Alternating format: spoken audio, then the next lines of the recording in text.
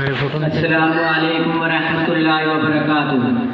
نحمدہ ونصلی علی رسول الکریم اما بعد فاعوذ باللہ من الشیطان الرجیم بسم اللہ الرحمن الرحیم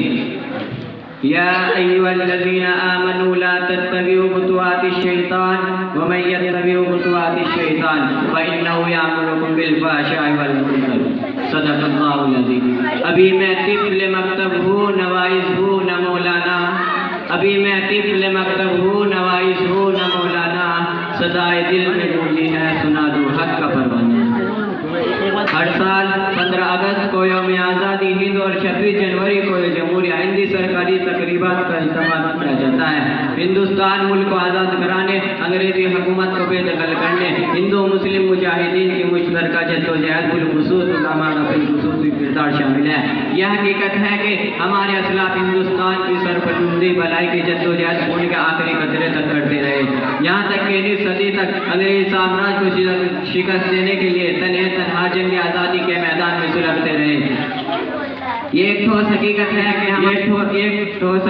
سن 1900 عیسوی تک تنہا مسلمانی جنگ آزادی کے میدان میں سلگتے رہے اور برادران وطن کا انتظار بھی نہ کیا۔ حقیقت یہ ہے کہ جنگ آزادی میں جتنا ہم نے بھروایا ہے دوسروں نے اتنا پسینہ بھی نوایا ہوگا۔ سن 1900 عیسوی تک بغاوت کے جرم میں جتنے مسلمانوں کو پھانسی دی گئی یا کانے پانے انڈے نوکار کی سزا دی گئی یا صفوں میں کھڑے کر کے گولی مار دی گئی، تحریک آزادی کے پورے دور میں دوسری قوم کی مجموعی قربانی اس کے برابر نہیں ہو سکتی۔ سن 1915 کی جو شمال تحریک مسلمانی ہے ایک جرأتمندانہ اقدام تھا جس کے نتیجے میں کئی سو مسلمانوں کو عبرتناک سزائیں دی گئی اور پولیس کے بھیانک مظالم کا سامنا کرنا پڑا۔ حقیقت یہ ہے کہ سن 1925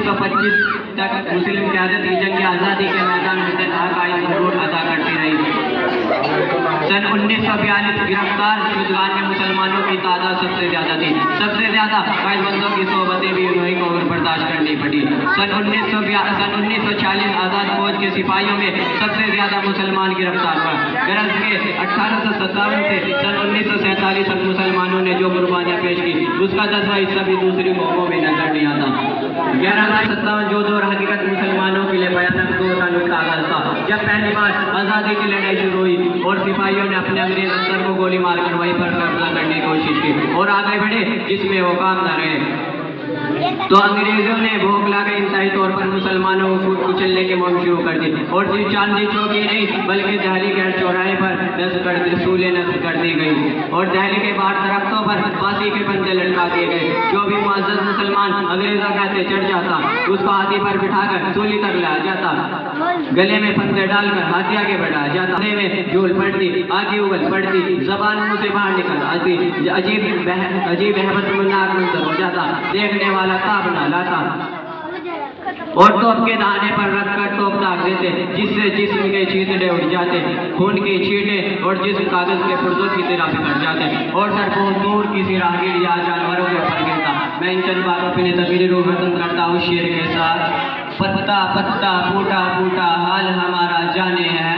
پتا پتا بوٹا بوٹا حال ہمارا جانے ہے، جانے نہ جانے گل ہی نہ جانے بات کو سارا جانے، وما علینا من البلاغ۔